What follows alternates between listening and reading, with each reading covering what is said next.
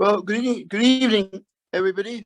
My name is David Shankland. I have the privilege of being the chairman of the society, and Craig is our treasurer, secretary, many other things as well, who so kindly organised this and other events, for which we're very, very grateful. I'm just thinking whether I have any announcements before we start. I think that just a normal couple, really. We're not at all sure quite yet when we can go back to face-to-face meetings.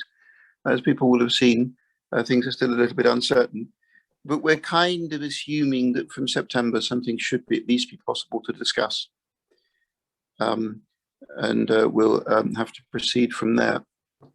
And we will, of course, try to arrange some kind of social event as soon as we can in the autumn, and we'll be very, very pleased to receive suggestions from Anglo-Turkish Society members as to the kind of social event that they would like, because I think one thing this terrible events of the last months have taught us are that one, Zoom is a wonderful tool, but two, it can't really substitute for proper face-to-face interaction between like-minded people. So we'll have to try and work out how to get the best of both possible worlds, which I'm sure we shall try to do. Secondly, I forgot to mention last time when we had that most interesting discussion from Sir Kieran Prendergast that the David Barchard Memorial Fund is still open. Donations are still being given. We received 2 last month, so thank you very much indeed. Any donation, large or small, is equally welcome. And the essay competition in David Barchard's name is now open, and we'll carry on advertising it. And we're sure that we'll get strong entries. And we'll hear more about that, of course, in the autumn after the closing date of the inaugural competition.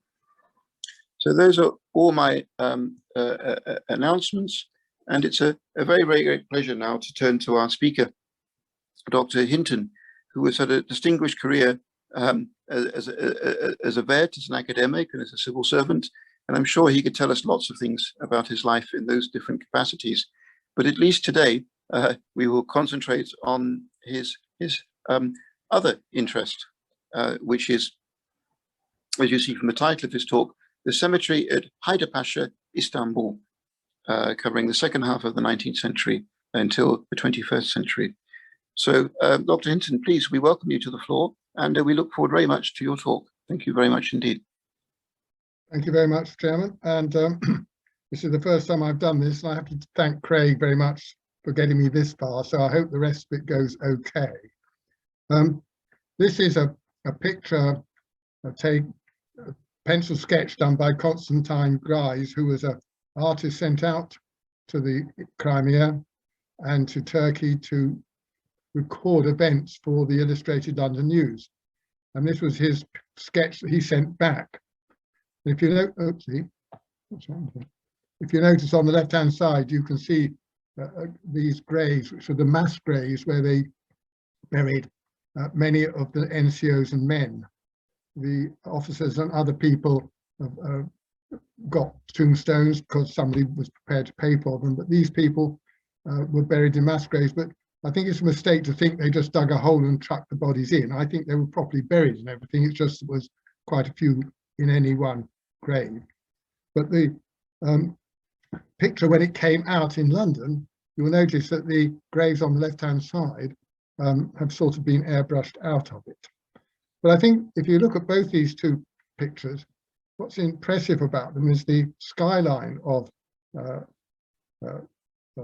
Constantinople as it was, and how little it has changed, because this is a photograph I took when I stayed in a hotel just down the road from the cemetery, and the skyline's hardly altered in all these years, and it's just a wonderful tribute, I think, to the Turkish people that they preserve their wonderful skyline, because so many of our cities have been completely ruined in recent years, that's for certain. Now this map here shows the disposition of the troops in May 1854, but I didn't put it up for that reason. But what it does do is to show you where the principal hospitals are. The General Hospital in the middle was a Turkish hospital then, and it still is. The Barrack Hospital, which is where Florence Nightingale was based, was in fact a barrack. and it was really a rather unsuited purpose for a hospital. It was vast size, and it was very difficult for anybody to manage. And then on the right-hand side, the Palace Hospital was used principally for officers. And this is another map, but what I've done here is to try and delineate the extent of the cemetery area on the shores of the Bosporus near Scutari. And you'll notice it's a very odd shape. The northern section was the first part used by the British. They got the land from the Turkish government, but owing to the fact that so many people died, they extended it southwards into the lower part. What I've done here is to just note where a chap called Francis Bedford placed his camera in 1862. I'm going to come back to that. And this is a sketch of the property produced by the Commonwealth War Graves Commission, because they now are responsible for it since about the mid-1920s, which has been a great blessing, really, because as a result, the whole property has been well maintained. And as you'll see in a minute, it's still truly a wonderful place to visit if you've never been, of course. The cemetery began to use for civilian burials from about the mid-1860s, as far as I'm aware, and they occupy that area roughly between those arrows. And of course, the reason that Commonwealth War Graves Commission is there is because there were people buried there from both the First and the Second World War. And of course, there's plenty of information about these people on the Commonwealth War Graves Commission website. But I'm going to concentrate really on the northern part. But before I do so, this little spot here will just be the one tombstone of somebody who is incorporated in my talk, and I'll just mention him first before we go on. And this is a picture I took of his gravestone. This was taken in October 2013. That was the last time I visited the cemetery.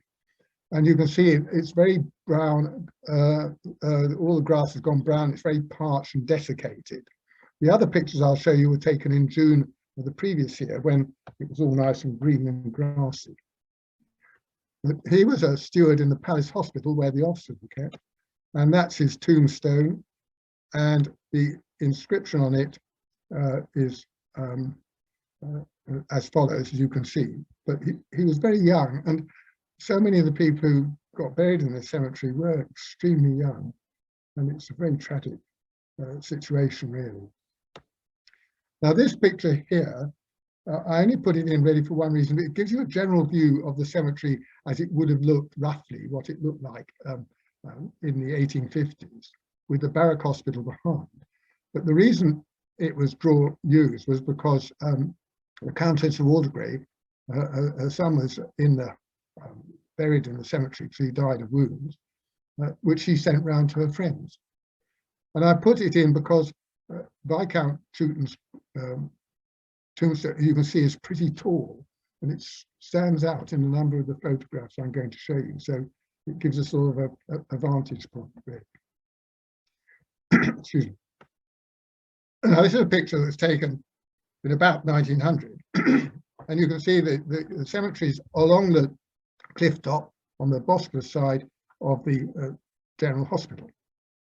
And if you look number D, oh dear, it's hidden away on me because I'm sort of, my face is really roughly where he is. He's on the left-hand side. You can actually, if you have the eye of faith, you can actually identify most of those stones that are there, but the easy ones I put in, and it is possible to identify the rest of them. In the middle of or towards the end of the First World War, there was a massive explosion of munitions at the Haidar Pasha railway station, which is a little bit down on the shore side from the cemetery.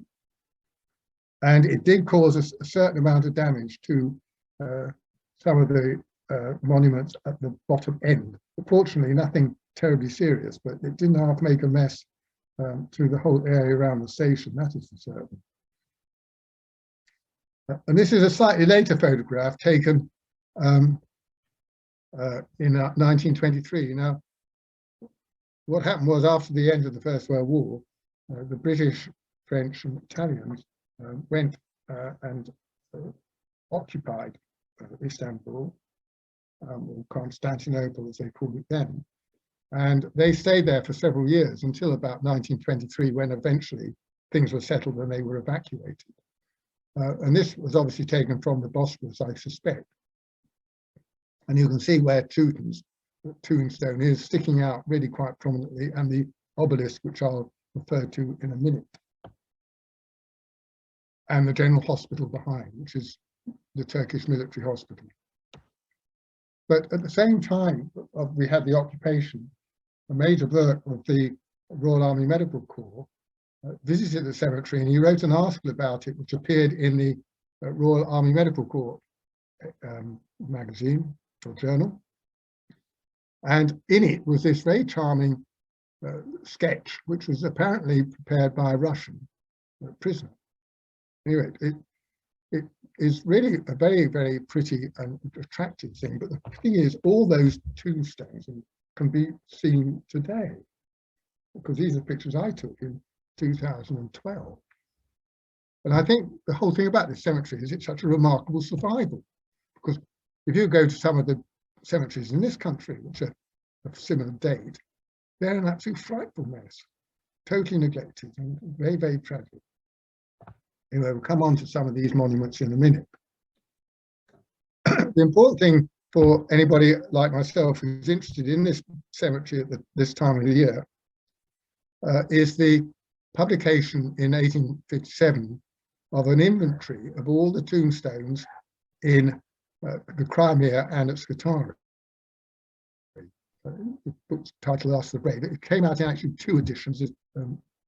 This in fact is copies from the first, but very similar. The second one is very similar. And it provides an absolute marvelous record, really. It's incomplete for obvious reasons, but what was there, of course, is invaluable.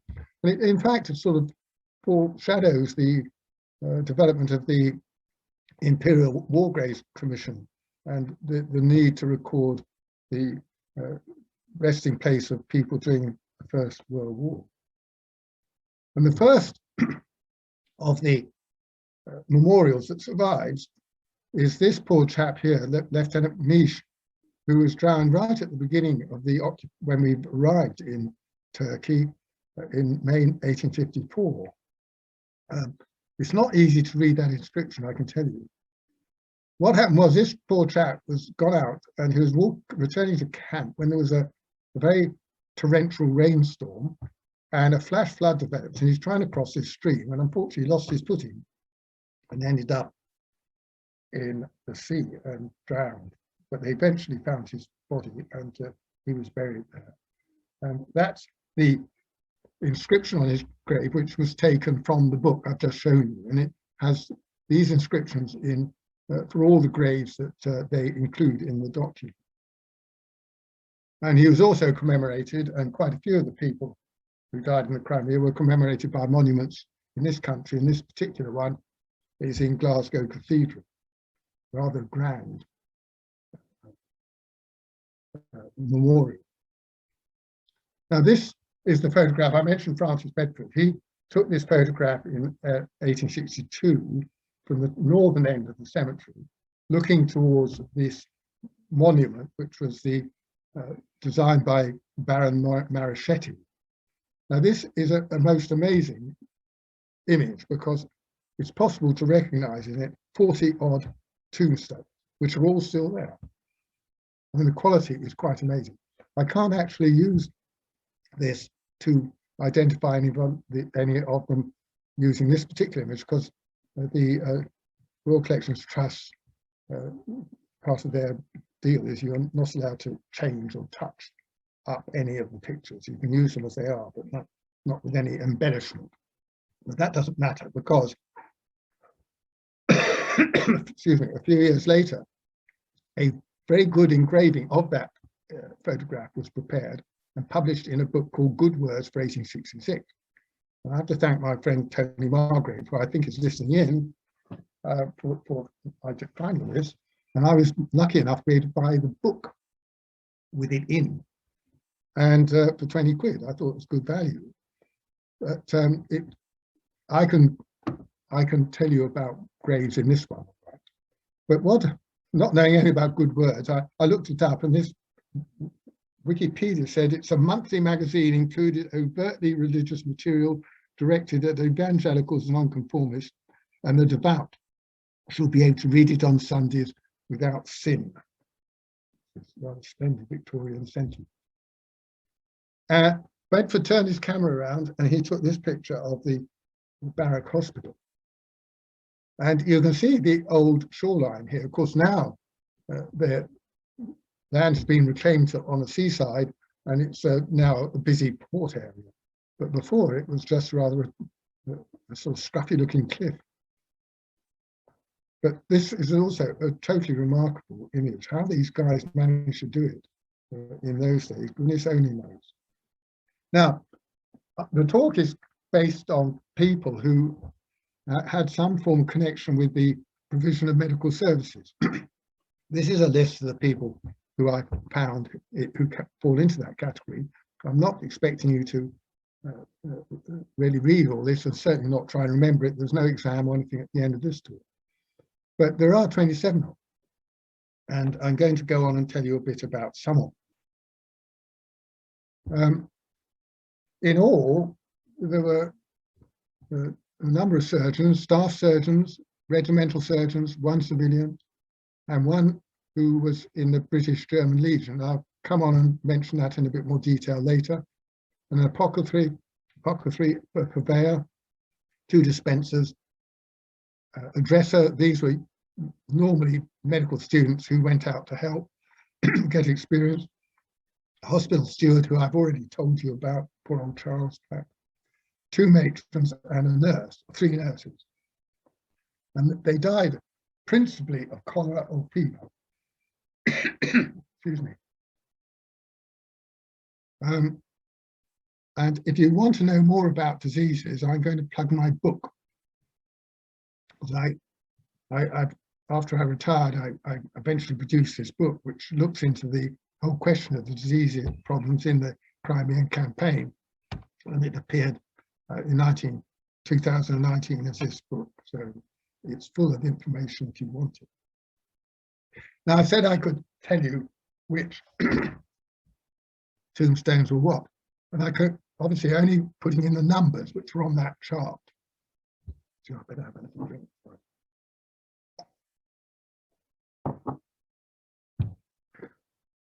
And so it's quite remarkable how many of these people can actually be spotted in this engraving of Bedford's photograph. And I will be telling you a little bit about some of them later on in the talk, but not all, because there's just too many. Just to show, for those who haven't been there, I thought I'd just show a few photographs which I took in 2012 to give you some idea of what it's like. And its ambience. This is the gate, and you can see a number of the tombstones already. I do apologize for this. And if you go in and turn looking southwards, you get a good view of the cemetery. The grassy area in the middle is where the mass graves would have been, and the tombstones tend to be on the edge. Most of the Crimean ones are on that side, overlooking the cliff on the seaside. You can see Teuton's tombstone sticking out right at the bottom there. And the British-German Legion, which I'll come on and tell you about in a minute, so just in the foreground. If you go a bit closer, you get another view, of course. Inconveniently, when you try and take photographs, some are hidden, as these ones are here. But this fencing was installed in the 1850s, and it's still there, in quite good condition. And here's another view, looking back up towards where Bedford took his photograph, and another one from roughly where he's put his camera looking down again. So I don't want to dwell on any one of these individuals' tombstones, as take me too long. Another one too. But it's a beautiful cemetery, very atmospheric. This particular picture has my wife in it, you can see. Now, I thought I would just tell you a bit about some of the people resident there, and the ones which have got coloured labels have a connection between them, and I'll deal with those. I'm going to just start with Kettle. He was the German who was in the British German Legion. Now, what happened was there was a considerable manpower shortage during the Crimean War, and very controversially, the British government decided to recruit foreign nationals. I mean, it caused all sorts of diplomatic problems, as you might imagine. And we had a German Legion, Italian Legion, and a Swiss Legion. Now, the Italians went to Malta, where they, I think, caused a certain amount of trouble, but didn't do much else. The Swiss were sent to Smyrna, or Smyrna, where they sat on their hands and did nothing much either. And the Germans came here to the Bosphorus. The trouble is, they arrived just at the time there was an epidemic of cholera in the locality. Yeah, I think it affected the community, and it also affected the troops. It also affected the Germans. And several of them died, including one of their doctors. And this is the monument that they put up to the ones who died. Now, what was interesting here is that the British authorities realized that they needed to move them from wherever they were. I think they were located fairly close to here. And they marched them 5 miles up the road and built a camp under canvas. And the problem solved, because they were presumably picking up uncontaminated water. Now I'm going to start off with Moore and Mcgregor, Mrs. Charlotte Moore and Dr. Dr. Alexander. Something's come on top of my screen, I think. Anyway, I can't quite see all of what I've got on my screen now. And the thing that connects them is the loss of the Europa. Now, this was carrying part of the 6th Dragoon Guards, and it left England, and not long afterwards in the Channel, it caught fire and burnt the waterline. All the horses were killed, of course, and so were quite a few of the people on board, including the commanding officer, who was called Lieutenant Colonel Willoughby Moore. And he wouldn't leave his men, and he stayed on board, and he paid the price, poor chap. And it was Mrs. Moore, was his wife, widow, who came out to help nurse people in the Crimea, well, sorry, in Scutari. Dr. Mcgregor, on the other hand, was a passenger on the ship, and he was one of the fortunate ones who managed to escape with his life. And he came out and worked as a doctor in the hospitals in Scutari. So that's connection between these two. This is a tombstone, a picture provided by my friend Douglas Austin, because it's a better picture than I could have got. And you'll see one of the problems of trying to take pictures of tombstones, it's a question of luck. It's where the light is and all the rest of it, is whether you get a good snap or not. He had to get a good snap, I haven't got such a good. And you can see it had a fairly simple inscription on it. She was the matron at the Haidar Pasha hospital, was where they looked after the officers. Now, Amelia Hornby was in the Constantinople area with her husband, and she wrote about poor Mrs. Moore's last days, really. And it does make, it's very sad reading, really. Poor Mrs. Moore was a woman of many sorrows. Her husband perished in a burning ship, and rather leave his men and rather than leave his men, and she had lost her only child. She then felt the only thing which should make her endure cheerfully was to lessen the miseries of others. And her sufferings during her illness were very severe. She, with graceful resignation, da. Many of the fellows whom she nursed and comforted followed her to the grave. I can't see all of it because for some reason or other, I suppose I could get rid of this. Yeah, that's better. But we can see everything, so please don't Yeah, worry. No, I'm not that worried. I've got a whole lot at the top which I can't seem to get rid of either. Anyway, I better just go back one, see where I make sure I haven't lost him. Yes, I can see a bit more of it now. That's good. Anyway, she died of dysentery, and but not long after she died, an artist called William Simpson visited Scutari, and he made some sketches, which he then worked up for pictures when he came home. He had done a whole lot in the Crimea, and they're very well known and very much appreciated. I think they're very well done by and large. And this is the not terribly easy to follow sketch that he did with pencil of the cemetery, which is in the V&A. And this is the picture that resulted from it. Now, what it does, it shows you a cortege. So this is the sort of type of thing we expect.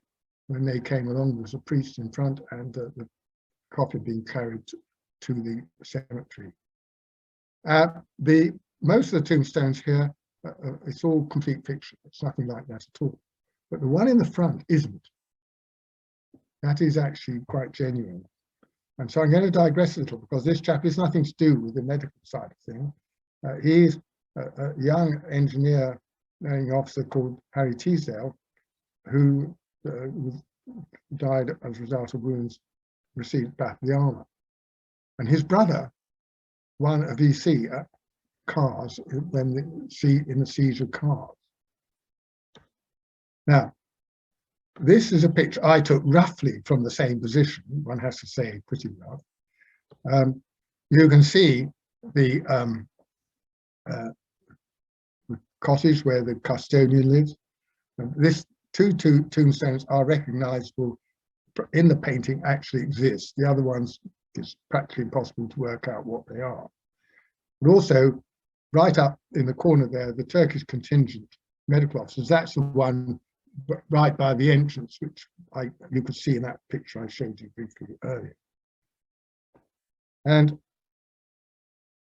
if we just go ahead, they're the two ones you can actually see here. And the inscription on the tombstone by Simpson is actually the same, exactly the same as what you can actually see there today. I don't think it's come out terribly brilliantly, but believe me, Harry, George, Teasdale, etc., and it's exactly there today. After all these years, it's quite fantastic. The other person in this little tale is Dr. Mcgregor, and this is his tombstone. And he's got another one of these ones that have all the writing, as it were, all around the edge and quite difficult to see. You have to bend down to actually read it. But it's still in remarkably good condition. Now, when I went there, the other side of those bushes was a very fierce dog. They obviously had a guard dog. Fortunately, he was on a chain, which kept him out of range. But I certainly wouldn't want to go any closer to him than where I was there. Now, poor old Mcgregor, he had a pretty awful end as well, and it was recorded by Lady Alicia Blackwood. Mcgregor was struck down. He knew his own state too well. The gripe of cholera was upon him, every stage of which he understood and spoke of. And that's one of the difficulties of having a medical training, of course. If you know what's happening to you, it must make it even worse. An hour or two, and he will be gone. He made his will with the help of a friend near, bade adieu to my husband, that was the Reverend Dr. Blackwood, and his sorrowing fellow surgeons, and sank into the last stages of coma till death released him on the 16th of November it was. Rather gruesome stuff. The next two, I can see a little bit of it, because somehow I've got something in here I don't really want. Don't know how I'll get rid of it. Dr. Wood and Mr. Beveridge. Now, they had the unfortunate distinction of being buried on the same day. And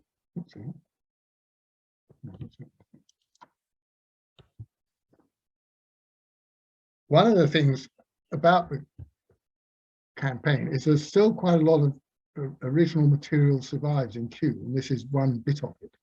These are the district orders for the Scutari garrison, and beautifully written, but not very easy to read because it's faded a bit. But what it said here in this district order was the funerals of the late acting surgeons, Assistant Surgeon Wood and Dispenser Beveridge, will take place this afternoon at 4 p.m. The infantry depot will furnish a party in accordance with the rank of the deceased. And this is an earlier picture in the illustration London News, gives you some idea of what it might have been like. You've got the two stretchers carrying the corpses and the officer plus the party. And as you went up the social scale in the military, of course, you had a bigger party and more fanfare and all the rest of it. Anyway, I don't quite know what they were entitled to, but they at least got what was the regulations required. And again, the medical and surgical history is an amazing book, 2 volumes, which got a wealth of information about, as you might expect, the medical and surgical history of the campaign. It's not complete, of course, and quite a few things were not really discussed at all, but it does contain a great deal of information. And one thing was they described these poor individuals' last hours. Dr. Wood had been on duty in the hospital up to 3 a.m. on the morning of the 17th. Soon afterwards, at 4 a.m., he was found lying on his bed with his clothes on. About 10 minutes afterwards, he was now in the privy, but he did not complain. Shortly afterwards, he was found lying on his bed suffering from cramps. And when Dr. Webb called to see him, he was pulseless and becoming rapidly collapsed. Now, this is the problem with cholera. It can take you off very quickly. It appears that Dispenser Beveridge, who died the next day of cholera, made up some medicine for himself and Dr. Wood. It's probable that both had been ailing previously, but as they never complained and appeared in usual health at 3 a.m., their ailments can only have been slight. Well, certainly by 4 a.m. they weren't, and the poor chaps both died. And these are their tombstones. They were originally of wood, and what happened was when the inventory was taken, the wooden record or inscription was taken. But after the, sometime later, they replaced them with these standard sort of simple stone tombstones, which survived. And this is a picture by another photographer who was active in that part of the world, James Robertson. It's in the Royal Collection, as you can see. I'm not sure what the date is, but it was before the Marochetti monument was put up. But you can see here a number of these wooden grave markers, and that they had been the ones that were replaced by the stone ones.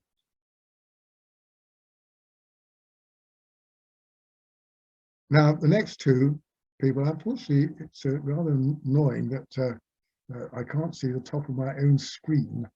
But these two chaps, Dr. Brabham and Dr. Compline, were connected, in a sense, by Southwark Cathedral. And the reason here is that they have got a memorial to both of them in the cathedral. And the inscription is the tablet was erected by the governors of St. Thomas's Hospital in memory of John Grabham and Edward John Compline, past house surgeons of this hospital, who, while ministering to the sick and the wounded in the British Army before Sebastopol, was stricken by disease and died at Scutari. And they give the dates. But the point is that look how young they were, in their 20s. So these poor chaps both died of fever, as it happened. As you say, I've been very kindly got another picture from Douglas. His is so much better than mine, but I do like the snails on the tombstone there. And Compton's tombstone is just next door to Mcgregor's, which we've just seen. And the point is that poor old Grabham died of malignant fever contracted in the General Hospital, Scutari, and Compton was seized with Crimean fever. Nobody's quite sure exactly what Crimean fever was, but there you are. The poor fella was obviously getting better, but he then got dysentery. And at the General Hospital at Scutari on his way back to Smyrna.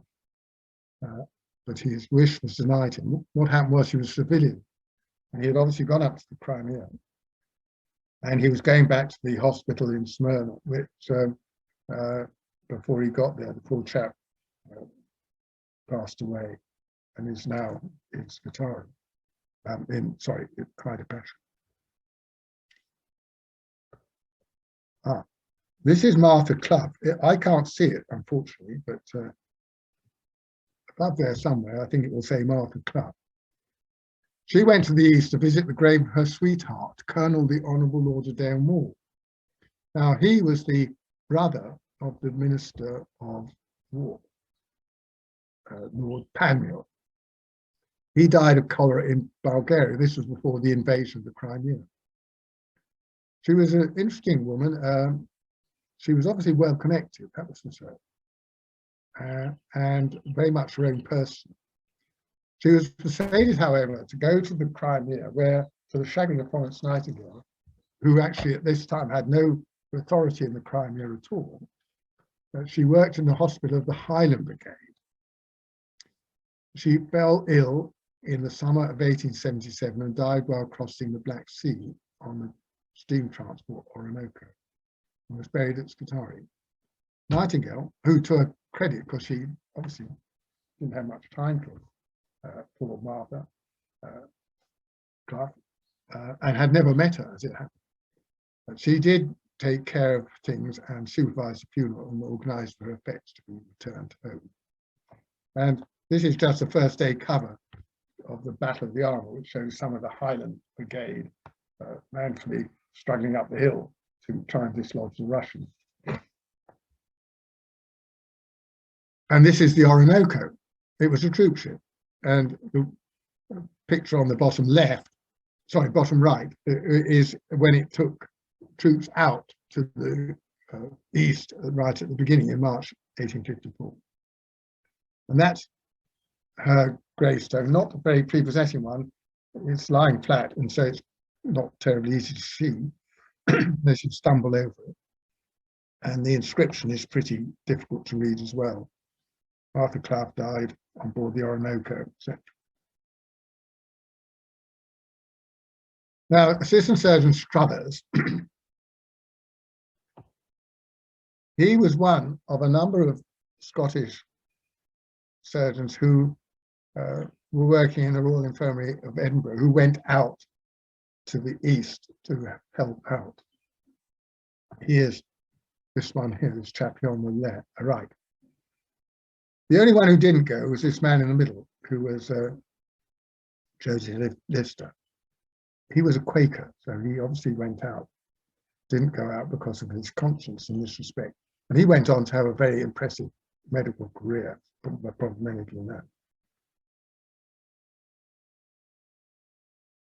Anyway, poor old Struthers went out to Scutari, and one of his friends wrote home, "My poor friend Struthers died of typhoid fever. He took ill after Christmas.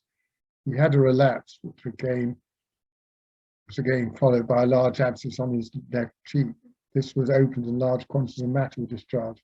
Next day became comatose and continued so for 2 days when he died." The Union Jack should be the Union flag, because the Union Jack is put on ship. The Union flag is put on flag posts on land. Anyway, the Union Jack covered his coffin, and he was given the Soldiers' Union. And person who wrote a very important monograph on the Crimean campaign, the Crimean doctors, a chap called Shepherd, also commented on poor old Struthers. Had been ill with fever, possibly typhoid, and developed parotid abscess, followed by septicemia. Miss Nightingale was extremely kind to him during his illness, but it was not known whether she knew of the contents of the letters he sent home during the latter part of 1854, in which he was very critical of her and her nurses. I haven't seen these letters, but they may exist. But he did end up with a very impressive tomb, and some of these tombs are extremely impressive. But rather a short little message on the top, sacred to the memory of Assistant Surgeon Alexander Sloan. Now, I think I was just going to finish now with mention of a few people who I couldn't talk about, but also were on my list. There are two more of these people who have wooden grave markers, which have been replaced by stone ones. And then the middle one, Wishart, is rather typical of the bad luck you have when you go and try and photograph a whole lot of tombs. At some of them, the pictures come out terribly. And I think Wishart's was one of those. It's a very poor picture. And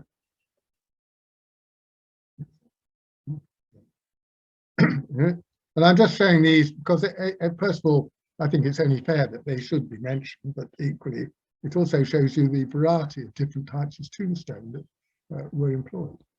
Some are very impressive. Whitwell, McCartney and Marks, Ludlow, Simons, Walford and Barnes. Anderson, I've misspelt, Reed, Ward and Wasson.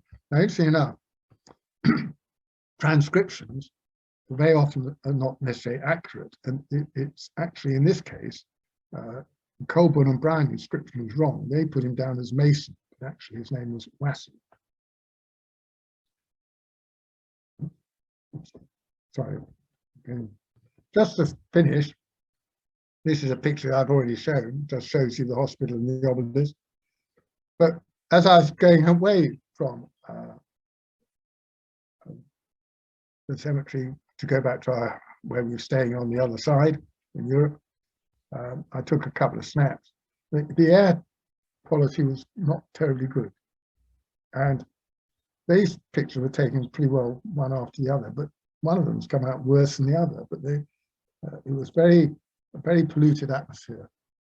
And I think we'd had obviously a period of hot weather and no wind, and of course all the fumes and everything sort of accumulate. But you do get rather fine pictures seen from the Bosphorus. I've been helped over the years by lots of people. These are just a few of them probably, and I'm grateful to all of them for their assistance. And that's it. Thank you very much. Well, thank you so much for really a wonderful insight into the cemetery. I think all of us have our own kind of memories of the first time we come across Haidar Pasha, but most of us, of course, it's because of the station and the little restaurant that used to be there on the right-hand side as one goes in. I don't know if it's still there, but the War Graves Commission that we all hear about and perhaps don't know very much about is something which is always at the back of one's mind when one goes to Turkey, precisely because of this extraordinarily complex series of battles over the same territory for decade after decade after decade. And it's absolutely fascinating today to see how it's memorialized. So thank you very much indeed. Just whilst people are thinking of the sort of questions, I've got a couple of little points that I thought that might be helpful just to ask whether you would mind expanding upon. I think you mentioned that two of your own grandparents interred there. I thought it might be interesting to hear a bit more about those. And the other thing I was going to ask is I wonder whether we could set this all a little bit in the context of how many people actually got better. In other words, the subject of your book, how they actually managed to get their own back a little bit upon this terrible scourge that failed these wonderful men and women as they went about their duties. Thank you. Well, yes, it's surprisingly, it's quite difficult to work out. It's quite easy to work out how many people died, in as much that, although the records are probably not complete, quite a lot of them got sent back to the Crimea, of course. But some of them would have been repatriated as incurables, or you know, not likely ever to be any value to the army again. I've never really followed it in a huge amount of detail because it is quite difficult to identify all the figures from the various sources. They do exist. There is actually quite a lot of documentary evidence, but it is scattered around. My personal connection with the Crimean War is one of my 2 times great grandfathers was in the 49th Regiment during the campaign, and he survived. And one reason, of course, that Florence Nightingale didn't get much of a mention tonight, of course, was she didn't end up in the cemetery. Of course, she survived and went back home and did a lot of great things after that.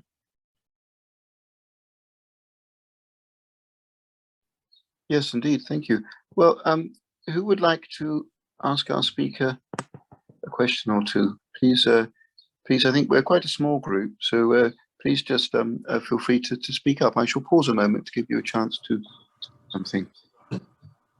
Hello. I was just wondering if there was a reason why it was located there. Was there any particular reason?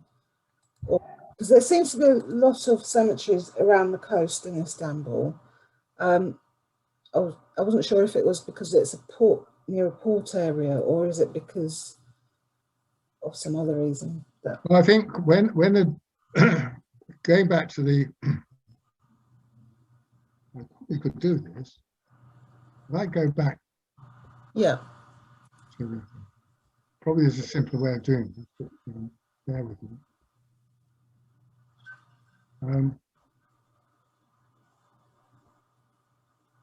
Which is a bit cumbersome.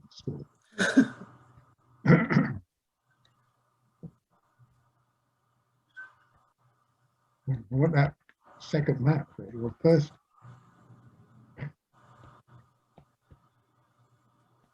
this one. yeah. What happened was that when the Allies landed, they occupied this area south of the cemetery area. Lord Raglan's headquarters was about here somewhere. Well, I better put this on. I think Lord Raglan's headquarters was sort of in this area. And so there was a concentration of troops here and above here. They then were given the hospital, barracks for a hospital, and they also took over this general hospital, and the cemetery itself was along the cliff top here. I suspect it was used because it just happened to be handy. When they first started using it, I expect, well, that's a convenient spot, and they started burying people there, and after a while they got the okay, as it were, from the Turkish authorities to continue to use it. I don't think there's any other reason for that. I've not seen any documentary reason why, what specifically selected that site. Yeah, okay, thank you. Yeah, there's a lot of cemeteries along the coast. Just wondered if there was a particular reason at the time, but as you say, if they were barracked there, then it made sense. Just convenience, I think, probably is the only. Yeah. Thank you. There was another cemetery the other side for the naval cemetery at Terapia, and I didn't expand on this, but what happened was that they eventually the Turkish authorities, I think, wanted the land back, and they brought quite a few of the monuments that survived back to Haidar Pasha, and they're actually in the southern part of the cemetery. There's a collection of them there. Okay. Is it open to general public? The whole. Well, the last time I went, the whole of the property is open. Yes, because it's under the care of the Commonwealth War Grave. Yeah, you don't need to make an appointment or anything. I didn't even know it was there, to be honest. So it's really interesting. Isn't that a question actually from Georgina, who says, talk a bit about the Commonwealth Graves Commission, and does it get any funding from the Turkish authorities? fearing that perhaps pressure for land in Istanbul is so severe that one day the cemetery could go. I don't know, what do you think about that? Personally, well, I haven't really ever gone into this. I mean, I think there was a time when Mr. Blair, when he was Premier, wanted to privatise it, and there was such a rumpus about that. That certainly didn't happen. No, I think the whole thing is probably funded jointly, I think, by various Commonwealth governments, but probably we'll have the greatest share.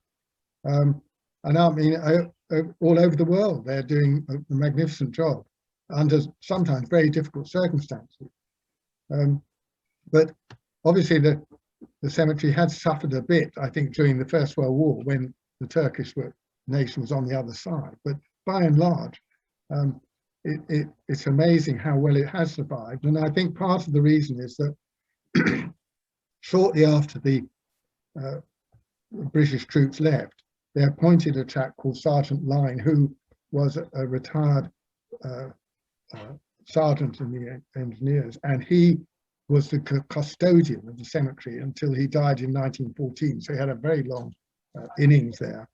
And then he was replaced by a naval warrant officer who took over the care of it during the very difficult times of the First World War, when I think it was the Danish or one of the Scandinavian countries were responsible for keeping an eye on the British interest, because obviously we had no diplomatic presence then. And he managed to obviously hold things together fairly well. And then he died, and it was at that point, about the mid-20s, that the Imperial War Graves Commission, as it was, took over the whole premises. But it's quite interesting about the funding of it, because the funding is not for pre-First World War cemeteries. So I'm not sure what the arrangement is for the Crimean bit, but they certainly have looked after it okay. David, if I could come in with that, I've visited a lot of Commonwealth War Graves Cemetery in France and Flanders and various other parts of the world, and you very often see that it says on the inscription that the land this cemetery stands on was gifted to the British government in perpetuity. Now, whether that's the same in Turkey, I don't know, but you would probably be able to find that by Googling CWGC and looking at Haidar Pasha Cemetery and seeing if there's anything there on the history page, because each cemetery on the website has a historical aspect to it. So it tells you when it was instituted, how many graves, etc. And it might tell you there if it was gifted to the British government, you know, when the cemetery was established. But as has been said, yeah, they do a marvelous job all over the world. I visited the Haidar Pasha, I visited Singapore and Malaya, Gallipoli, and the CWGC do a marvelous job. Thank you. I think the Turkish government did actually gift it to the British government in the 1850s, as far as I'm aware. But of course, there's been a lot of regime change since, so quite what the status is now, I wouldn't know.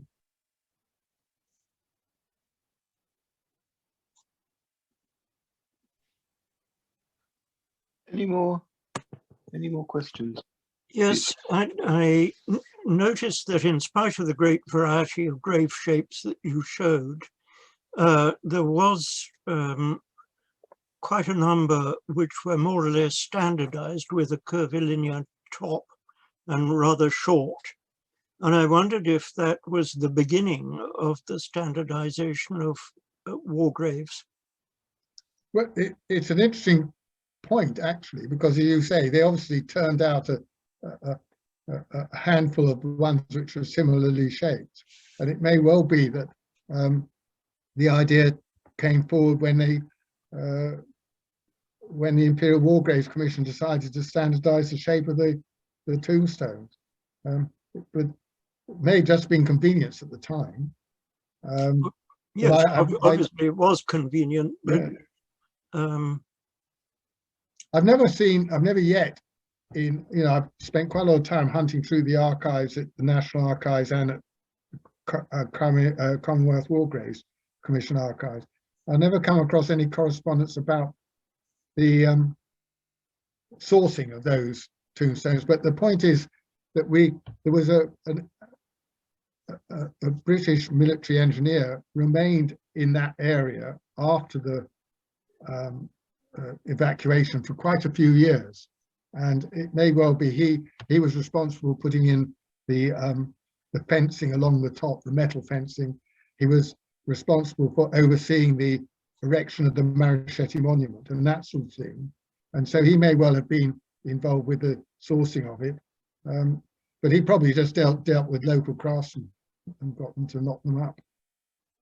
Well, given the inscriptions on them, though, there must have been somebody responsible for funerary monument manufacture who went out to do it.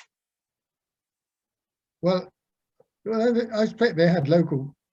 Well, I think there are quite a lot of examples. I'm not sure in Haidar Pasha, but in other places where local craftsmen are not quite sure about the spelling, and so things get a bit muddled.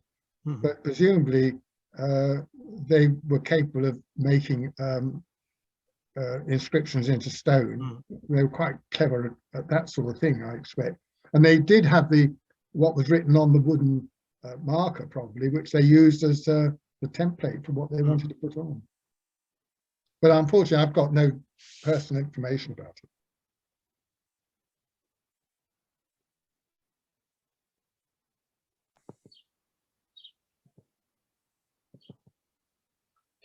Yes, one fascinating thing, of course, is what happens to the other people who die from Britain in Turkey. I mean, presumably these are strictly only for people who have died in these designated wars, as it were.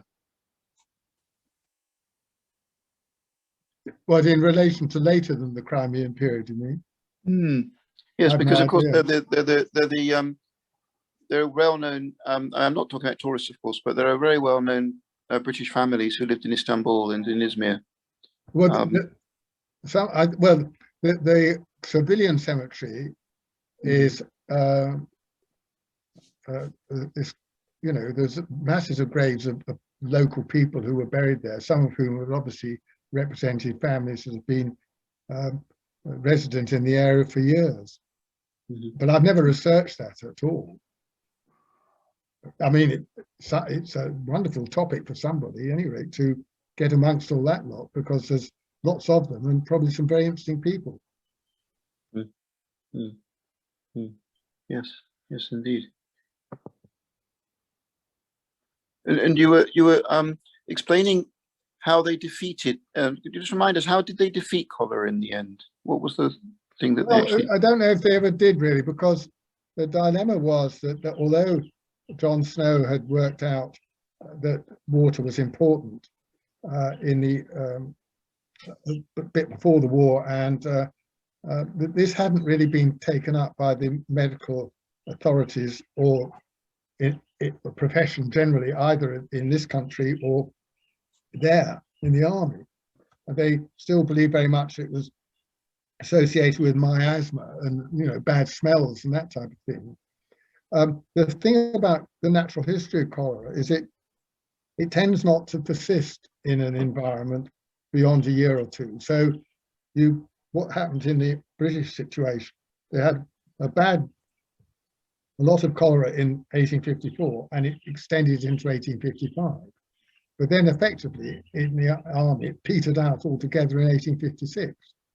So I think it just sort of went away. And I think in areas where the pathogen is not epidemic, and it is in parts of Asia, particularly in sort of Bangladesh and places like that, it remains there all the time. But in other places, I think it just fades away, because without very much input from the medical profession at all, or the public health authorities. But now, of course, we know the importance of maintaining a decent fresh water supply, which is more important than vaccination by a long way. But cholera is still a very fascinating subject. I could talk on this for a long time if you wanted. Well, it is, of course, absolutely crucial because of this concatenation of a major British military presence with these advances in medical understanding and medical practice. And of course, it gets extra resonance, as you say, because of the Dardanelles campaigns, and then Ataturk's very liberal understanding of how to treat the bodies of your dead foes after the First World War. He refused to be in any way recriminatory. I don't think cholera was a problem in the First World War in the Dardanelles campaign. They had lots of other disease problems. I don't think cholera was one of them. They did have cholera, I think, in the Middle East. In the campaigns there, cholera, I think, reared its ugly head, but I don't think it was too much of a problem. The Gallipoli campaign, and certainly I don't think it ever was a problem on the Western Front. Yes, which was yes. lucky. As I understand. No, I was thinking more widely about the way that you treat the dead of your enemy or of your allies. Oh, I see. Well, what do you do with these foreign people on your soil? I mean, do you put them in an enclosed area like this? Do you absorb them into your own cemetery? Do you dig them up and forget about them? Do you chuck them into a ditch? I mean, there's this huge range of things that you can do. Well, I mean, there are quite a lot of war graves scattered around from the First World War in different parts around the Black Sea, and also, of course, along Gallipoli. I think it's surprising how, by and large, how respectful the other side has been in allowing cemeteries to be developed. I mean, obviously, it depends on the animosity of it. I mean, I think I attended a Zoom lecture some time ago about Crete, and I think it was quite a long time before the Crete population would accept the German having a war grave because of the things that went on. But by and large, I think it's surprising how good people have been on, dealing with the enemies of dead. Yes. Yes. You know, this is a characteristic of Anatolian Islam. They're respectful of the remains of the dead, even if they're from different creeds or from different epochs. And partly that's because they think that if somebody is, as it were, a particularly auspicious or holy person, it doesn't really matter where they come from. They can nevertheless still be. The soul can nevertheless still be active in positive or negative ways after their death. Well, I think the testimony to that is the fact is that the Victorian part of that cemetery is still survived all the years, because there was a very light-handed input from the British government, probably in the 19th century, and it survived the First World War when we were on opposing sides with the Turkish nation. So I think it's a testament to their tolerance, really, of our cemetery and allowing us to be able to visit what is a wonderful survival of a Victorian cemetery. I mean, we got lots of Victorian cemeteries in this country which are in a despicable state, but we don't take care of them. Yes.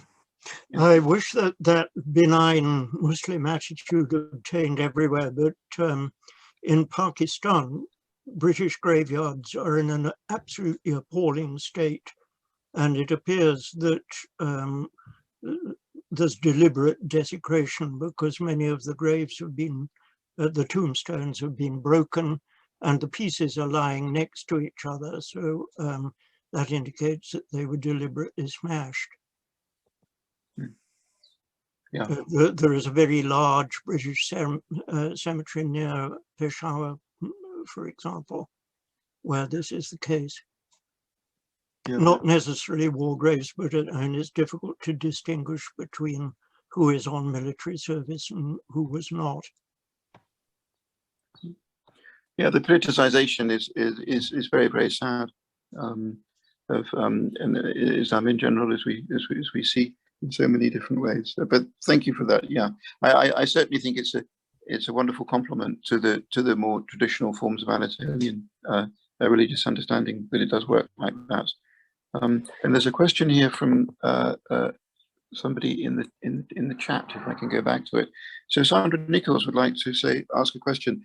She says that she's intrigued by the German, Italian, and Swiss legions. What role did the Swiss legion play in Smyrna?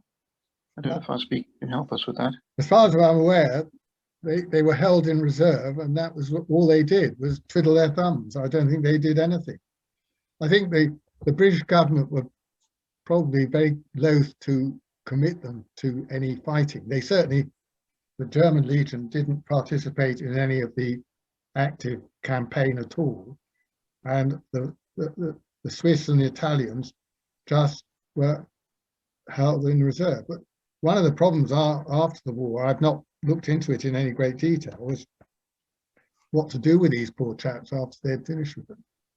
And they certainly brought some of them back to this country, and some of them, I think some of the German people sent out to South Africa, but they rather had sort of put themselves in an invidious position, because they joined up to a military organization of a foreign country as far as their home country was concerned, and it didn't go down very well at all. It was a very risky maneuver on the part of the British government. I think it didn't at the end of the day, they were of no value to us because we didn't need them. So it would have been better if we hadn't had them at all. This cost us money, but of course we did do that in the Second World War very extensively, and I suppose it depends a little bit on the circumstances. Yes, I don't know anything about the more modern situation. In fact, I don't know much about this one. I've never really got round to looking into it. But there is information out there if you're prepared to burrow around for it, I think. Well, any more questions or comments, please, from anybody in the audience who would like to make a contribution? You're most welcome.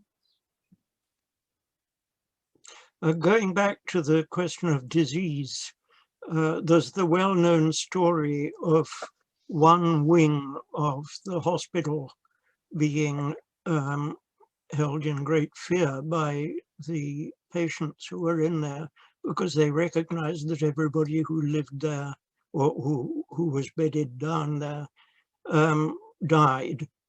And Florence Nightingale realized that rather late that there was an extremely unsanitary ditch next to that particular wing, which she then had cleared, after which the trouble disappeared. What disease might that have been?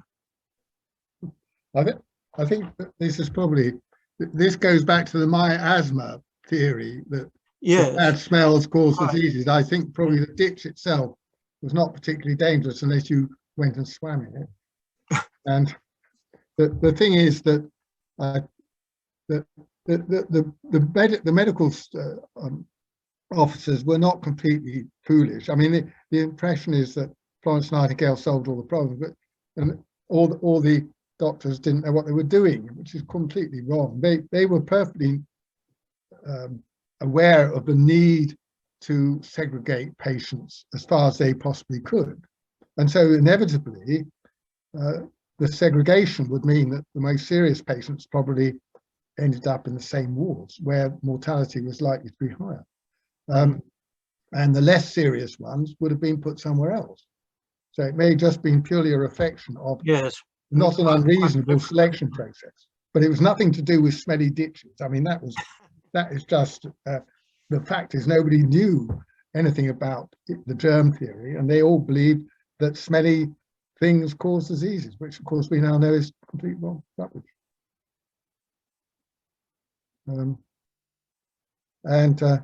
I mean, one could talk at length about Florence Nightingale's contribution, but I haven't got time for that. You can't just enlighten us as to why the people were writing letters criticizing her. That's rather piqued our curiosity. Well, I don't, Pete Starling may know of these letters. I haven't ever seen them. I think the thing was that the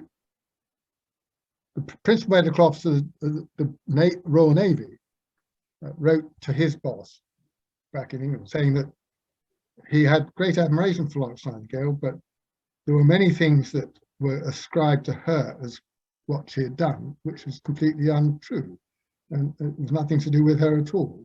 But that's the way it goes. I think she got a very good. I think you have to remember as well that she didn't come out at the behest of the Army Medical Department. She came out at the behest of Herbert, and the public outcry of all the deaths, and this was blamed on the lack of medical and nursing care, which was totally wrong. So when she turned up at Scutari, I mean, the medical officer said, "Well, we haven't asked for you to come here," and we know they held her out of the wards for something like 4 days, I think, before they would let her on. But and let's not forget, her training had only been a few months at Kaiserswerth. So she wasn't someone that had been nursing for years. She'd had a home for gentlewomen in Harley Street. So she wasn't one of the world's greatest nurses when she turned up there. She was a good administrator, I think. But I'm just a well-known anti-flow person, I'm afraid. I'm a pro-Army Medical Department person. Well, no, the point is well made. I mean, ideological hegemonies are built on simplification, and if you can get away with the simplification, bingo, you've won the argument. So I'm very convinced by what you say. But I suppose it's partly a question of whether she was the one who simplified her own story, or whether other people did it for her. That's always, I don't know how much she was actually involved in building up her own myth, but that is another story, perhaps. I think, in fact, you're probably right on that. But the myth was prepared or written by other people. I mean, she probably be, if you, I expand a bit on this in my book. She didn't claim to do as many things as people have just said that she managed to do. I don't think.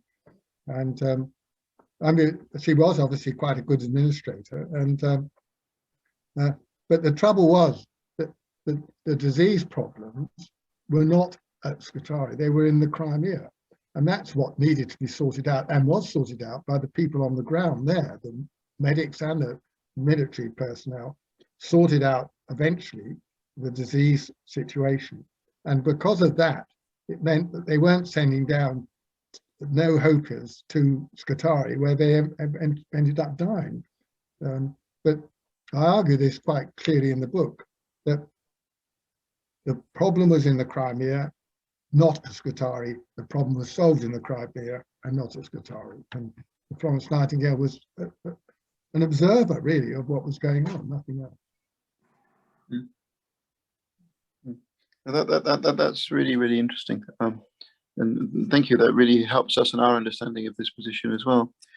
Well, any more questions, please, for our speaker? Otherwise, I think we will thank him for what was really a remarkably enlightening evening. Of course, one that gains all the more force because of the present situation that we find ourselves in. But one I'm sure that as things open up and we start visiting Turkey again, we will think about, and I'm sure many of us, the first thing we will do is make a beeline for the Haidar Pasha Cemetery.